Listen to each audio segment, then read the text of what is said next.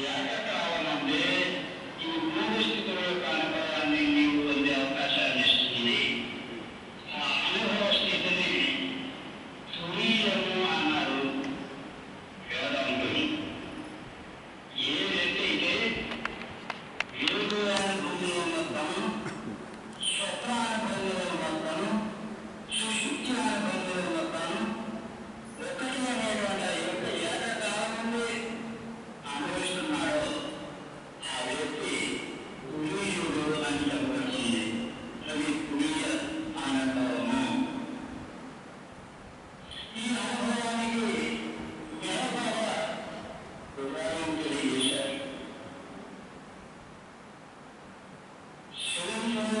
అనేటువంటి అధ్యాయంలో 7 కోణాలను మీరు దాటి వెళ్ళడానికి అవసరమైనటువంటి మార్గాన్ని చూపించారు.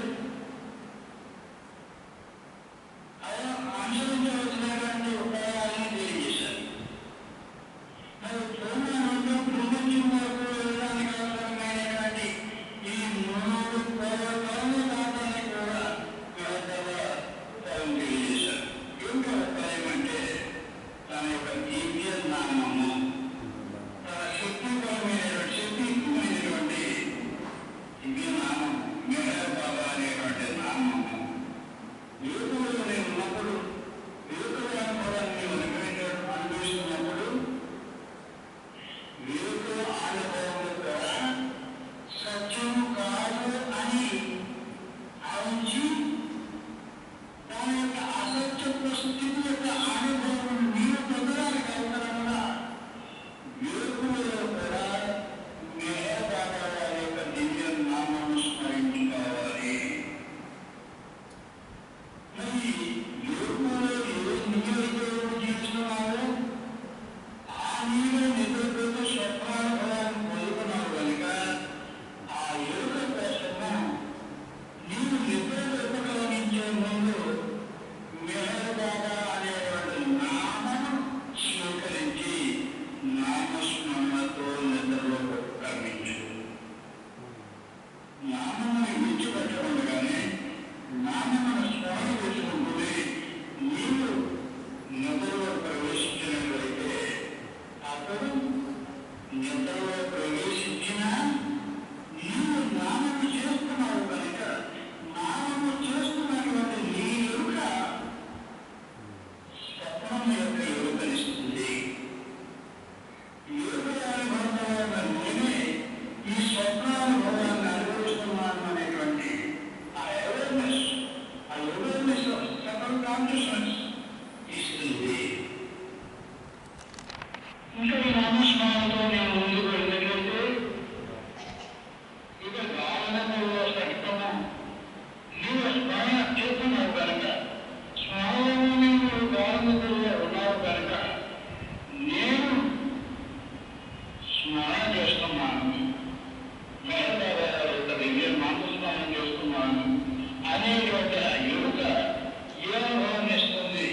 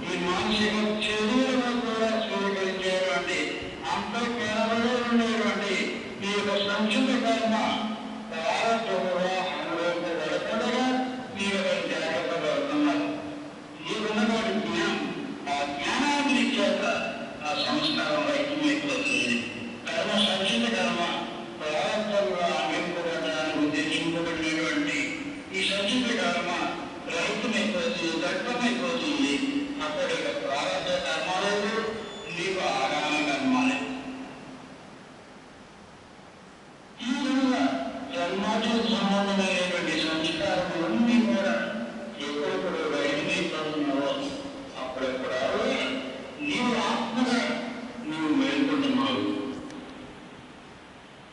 ఆత్మగా వేరువేరు సంపదలు నీవు మేల్కొన్నప్పుడు కేవలం వేరువేరు బలాలకే పరిమితమైనటువంటి విశ్వములు కాదు. జగదానందే ఈ యొక్క స్వతహాగా ఉండేటువంటి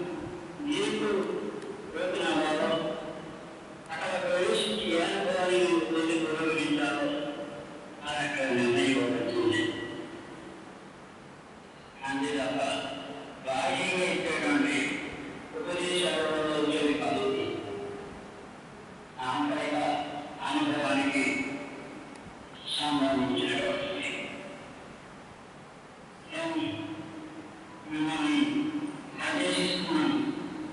అంటే ఏమిటంటే మాకు విజయంలో నేను చెప్పినటువంటి ప్రక్రియలో చాలా ఉపక్రమించినట్లయితే నా యొక్క సహాయాన్ని మీరు పొందగలరు అని తెలియజేస్తున్నాను.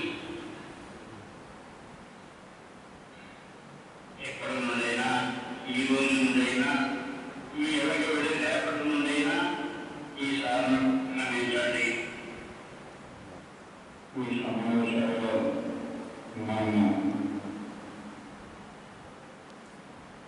ఆత్మ పరమాత్మ మధ్య సంబంధము, తర్వాత సృష్టి పరిణామము. ఈ సృష్టి భగవంతుని సృష్టి అయినట్లయితే పరిణామము భగవంతుని యొక్క సృష్టి యొక్క పరిణామంలో సృష్టి పరిణామము ఏకకాలంలో జరుగుతుందని, సృష్టి నిజమే పరిణామము నిజమే అని మేఘబాబా ఇచ్చినటువంటి సమన్వయ పద్ధతి. తర్వాత ఈ పరమాత్మ జీవాత్మకు సంబంధమైనటువంటి వ్యాపార సంబంధం యొక్క ఎరుక, ఈ సృష్టి పరిణామముల యొక్క గుర్తింపు మనకు తెలియాలి అంటే, మన అనుభవానికి రావాలి అంటే జీవాత్మ పరమాత్మల మధ్య ఒక అగాధమైనటువంటి 7 పొరల తెర ఉన్నదని, ఆ తెర సరైన తెరకు మాత్రమే జీవాత్మ పరమాత్మగా అనుభవించగలదని మనము చెప్తున్నాము. ఈ అనుభవాలన్నింటినీ కూడా ఆధారము చైతన్యము. చైతన్యం యొక్క ఎరుక లేనిదే ఈ అనుభవములు మానవునికి అనుభవనీయములు కావు. చైతన్యంతో సమానమైనటువంటి ఎరుక ప్రతి వ్యక్తి అనుభవించాలి అనుకున్నప్పుడు మనం ఈ రోజులుగా విచారణ చేస్తున్నటువంటి ఈ విషయం యొక్క అవగాహన మనకి ఎంతవరకు అవసరము. ఈ అవగాహనలో మన ఇష్టదైవము, మన ప్రియతమ దైవమైనటువంటి మన ప్రభావాల యొక్క సహాయం ద్వారా ఈ ఎరుకను మనం లభించే అవకాశం. సృష్టి భగవంతుని లేనట్లయితే పరిణామము భగవంతుని సృష్టి యొక్క పరిణామంగా, తర్వాత జీవుని యొక్క అనుభవంలో ఈ సృష్టి పరిణామము ఏకకాలం నుండి జరుగుతుంది అనేటువంటిది. ఆ తర్వాత జీవాత్మ పరమాత్మ యొక్క ఐక్యతానుభవములకు సంబంధమైనటువంటి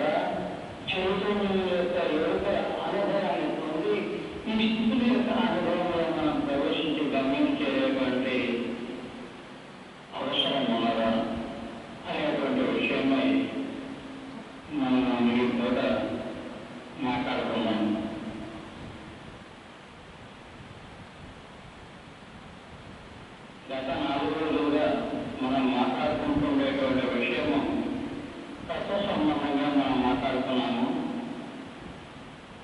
ఈ తత్వపరంగా మనం మాట్లాడుకునేటువంటి విషయములు అనుభవంలోకి రావాలి అంటే తప్పనిసరిగా చైతన్యం యొక్క అవేర్నెస్ ఆఫ్ కాన్షియస్నెస్ ఉండాలి అన్నది ప్రధానమైనటువంటి సూత్రం. ఈ చైతన్యం యొక్క యువత తప్పనిసరిగా మన ప్రయత్నంలో వస్తుందా లేదా యువతను ప్రధానమైనటువంటి మేనభావాల యొక్క దివ్య ప్రేమానుగ్రహంలో లభిస్తుందా? యువతను మేనభావాలది సహాయం ద్వారానే చైతన్యం యొక్క ఎరుక మనకు లభిస్తుంది.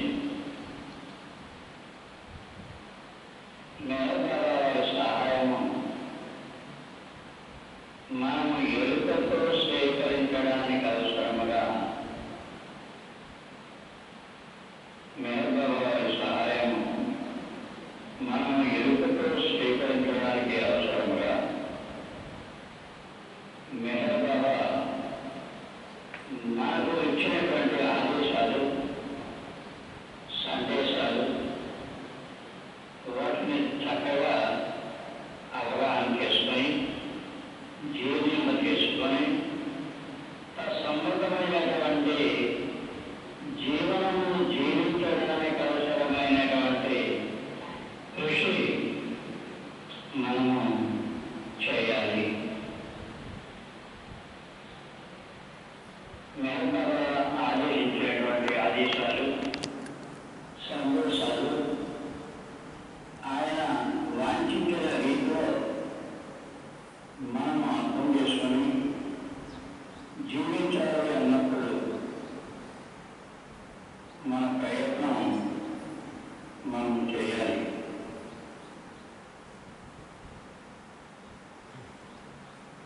మేనభావ అనేవారు నేను నీలో నిద్రపోతున్నాను, it is my age-old habit,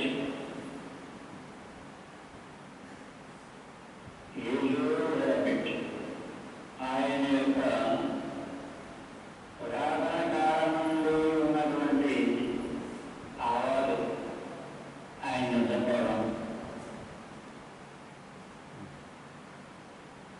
నిద్రపోతున్నటువంటి మేనభావాలను Navami నిద్రపోతున్నటువంటి మేనభావాలను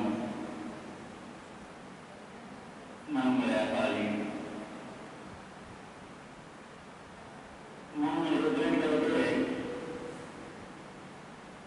మేలుకున్నటువంటి మేనభావ మనకు సహాయం చేస్తారు.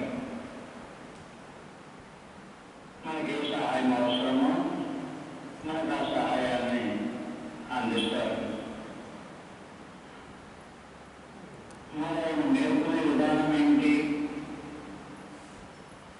ఆయన ఏ విధంగా నేర్పుకుంటారు?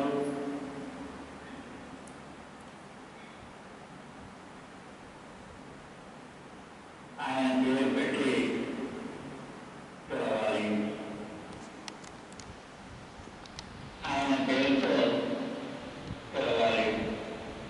మెహర్బాబాను మేల్కొల్పాలి కనుక మెహర్ బాబా మెహర్ బాబా మెహర్ బాబా అని పిలుస్తూ ఆయనను మేల్కొల్పాలి.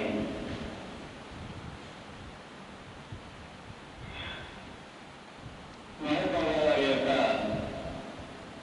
దివ్య అవతార చైతన్యము మన జీవ చైతన్యంపై ఆచ్ఛాదింపబడి ఈ జీవ చైతన్యము జీవుని అనుభవింపజేస్తుంది.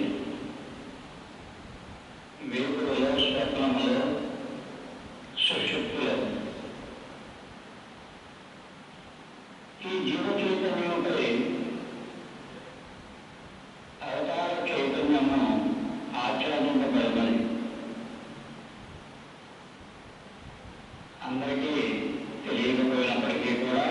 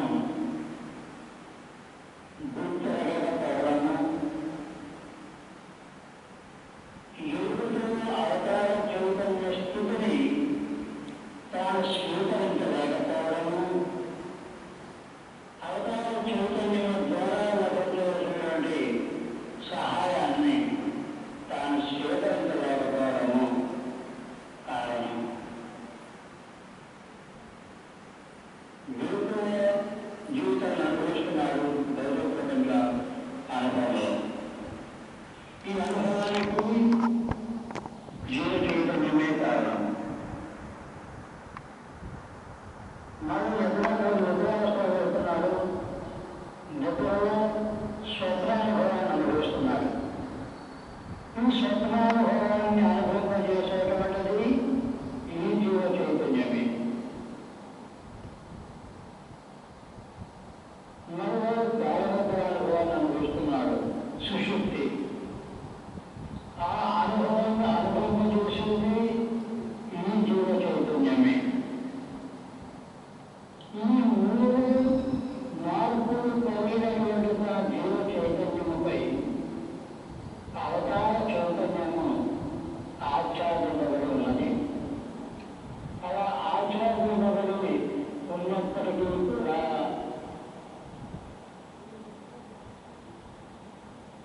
ఆ అవతార చైతన్యము ఈ జీవ చైతన్యముకు ఏ విధమైనటువంటి ప్రభావము చూపించడం లేదు. అవతార చైతన్యముతో ఈ జీవ చైతన్యుడైనటువంటి వ్యక్తి ప్రభావితుడు కాలేకపోతున్నాడు. ఎందుకంటే ఈ చైతన్య స్థితి అజ్ఞానమైనటువంటి నిద్రావస్థలో ఉన్న కారణం చేత మీ చైతన్యంతో ఆచరించబడినటువంటి అవతార చైతన్య స్థితి కూడా నిద్రావస్థకు గురై ఉన్నది.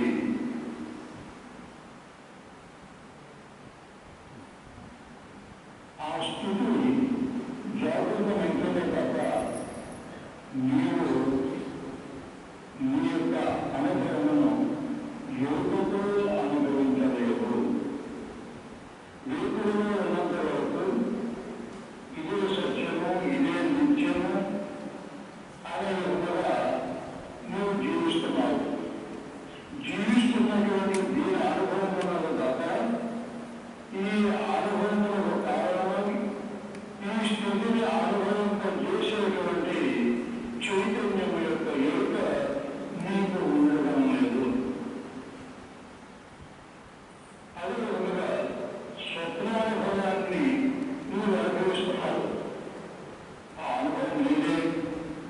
స్వప్నంలో మంచైనా చెడైనా కష్టమైన సుఖమైన అనుభవం అంతా నీదే. నువ్వు అనుభవిస్తున్నావు. కానీ ఒక అనుభవానికి కారణమైనటువంటి ఆధారమైనటువంటి